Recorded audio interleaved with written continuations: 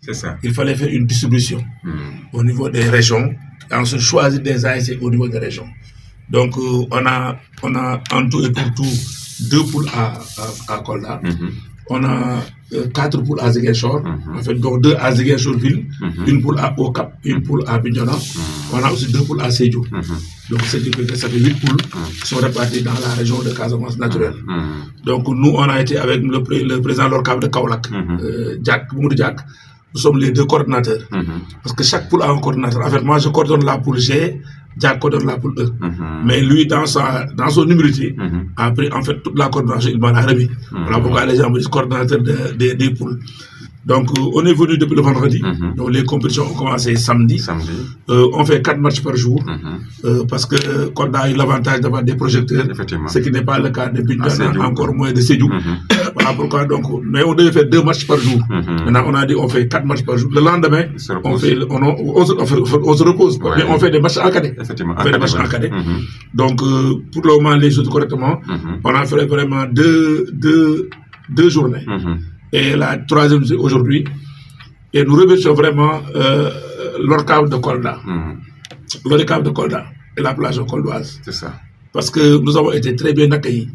Les phases ont été dans des difficultés, il faut le dire. Mais aujourd'hui, on ne sent pas ces difficultés-là à la chaleur de l'accueil. Je disais hier, avant-hier, Amadou était là. Amadou était là en visite. Je lui ai dit, nous demandons à ce que même après les phases de poule, qu'on puisse jouer les 8e de finale à Kolda, tellement l'accueil est bon. Et que vraiment on se sent à l'aise à Kolda. Après les quarts de finale à Ziguinchor. Mais maintenant, finalement, les gens ont dit on joue les 8e de finale à Ziguinchor. Mais nous souhaiterions les jouer à Kolda pour montrer qu'on ne veut pas encore que les phases se terminent. Tellement l'ambiance elle est bonne à Kolda. Vraiment, ça, je tiens à remercier toute la plage coldoise, et particulièrement l'ODCAV de Kolda de mon ami Ibrahim Attal et l'ODCAV de Kolda de Abdelaziz. C'est un débat qui se pose au niveau de l'ONCAV même, au niveau de la population. Mais vous savez, le président de l'ONCAV, Amadou Diallo au passage, c'est un homme de défi. Mais aussi, c'est quelqu'un qui veut une participation parce qu'il dit que nous avons un championnat populaire. Et pour lui, les phases nationales, c'est en fait la canne du Naïta. Et les joueurs souhaitent jouer les phases nationales. Je rappelle que l'ONCAV compte plus de 6000 ASC. 6000 ASC. Donc si on fait chaque région, 14 régions, chaque région une ASC, ça ferait 14. Peut-être la région qui organise le championnat sortant, ça fait 15. Plus 2, plus le championnat, ça fait 16. On aura 4 poules de 4. Voilà. Mais combien de jeunes participeraient dans leur carrière aux phases? Alors on voudrait au moins que les jeunes puissent un jour dire que nous allons déjà jouer les phases nationales. Voilà pourquoi on a élargi. Je crois que depuis presque une dizaine d'années maintenant, les phases se déroulent avec des invités, surtout dans les localités qui abritent. Je me rappelle, je parlais tout à l'heure de Mampatim. Je me rappelle, quand on était en 2018 à Mampatim, l'équipe de HLM de Dakar devait aller à Mampatim. Alors, nous, à 18h, on nous dit que les gosses, le bus est à Mampatim, mais les gosses, ils ne jouent pas. Ils rentrent parce que les conditions d'accueil, etc. Tout de suite, moi, j'ai pris mon véhicule, je suis rendu à Mampatim. Effectivement, j'ai vu que les conditions dans lesquelles les jeunes étaient, les conditions qu'ils étaient habitués à voir. Mais on les a dit que ça, vous allez raconter ça un jour à vos enfants. Oui. Parce que c'est une expérience. Oui. On a discuté avec eux. Oui. Le maire était obligé, la nuit, de céder la mairie à l'équipe de HLM. Ils ont passé à la mairie et le lendemain, ils ont rejoint. Le maire, la population est venue s'adapter. Le maire a acheté un maillot de la HLM et venu tous les jours supporter. Quand l'équipe s'est qualifiée, le maire s'est déplacé avec des gens pour aller à Kolda supporter l'équipe Et les gosses, à la fin des matchs de poule, ne voulaient plus quitter Mampatim. On vous montrer aussi à la jeunesse sénégalaise que le Sénégal n'est pas Thiès, n'est pas Dakar, n'est pas Kaolack. Mais il y a des localités au fin fond du Sénégal, il faut les visiter. Et pour cela, il faut agrandir. Pour les poules de Kolda, on a déployé 16 arbitres. 16 arbitres. 16 arbitres. Ça, je crois que c'est un travail que le vice-président de l'ORCAV, Baïla Bass, dont on parlait tout à l'heure, qui est le coordinateur national des phases, a discuté avec Malan Djedjou, qui est le président de la CCA. De Badiana. Et ils ont défini le nombre d'arbitres dont l'ONCAV a besoin Et ils ont fait une répartition. Et pour les 2 poules de Koda et les deux groupes cadets, on a 16 arbitres qui vraiment sont en train de donner des hommes et des femmes. Des hommes et des femmes, accompagnés par une instructrice de la CAF, qui est Nefa Toursey, qui est de Mbour.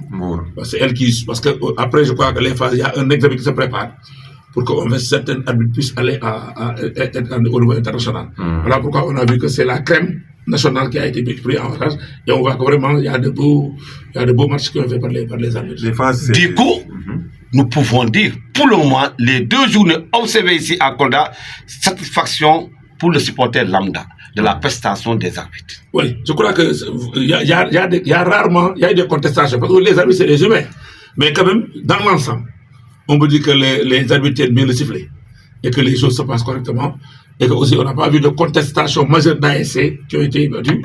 Beaucoup de buts ont été marqués et un beau jeu a été. Moi, je vois que aussi les équipes il faut dire aussi, moi quand je venais, j'avais une appréhension, surtout sur les ASC de Medina Yoro Fula. C'est l'équipe qui m'a surpris, moi. Vraiment, ça a été la surprise des phases de Kolda.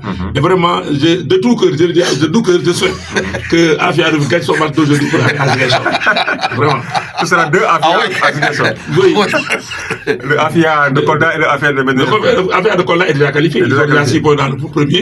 Il reste le deuxième Afia. Mais vraiment, et la première journée, ils ont joué à la 4e heure à partir de minuit. Parce qu'en réalité, dans un premier programme, on avait dit. En première heure. Non, en premier programme, on devait jouer samedi 2 matchs, dimanche 2 matchs. Mais finalement, on a dit on fait 4 matchs. Alors que le calendrier qu'on a envoyé à Louga, on les avait programmé le dimanche à 17. Maintenant, c'est la veille que les gens ont compris qu'ils doivent jouer le lendemain.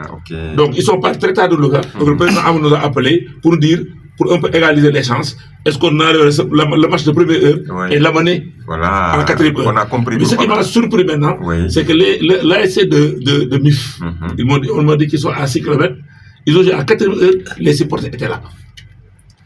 Ils ont quitté le. C'est ça, 2h10 du matin. On a terminé à 2h08 le dernier match. Jusqu'à 2h10 du matin, les supporters étaient là et encourageaient leurs ASC.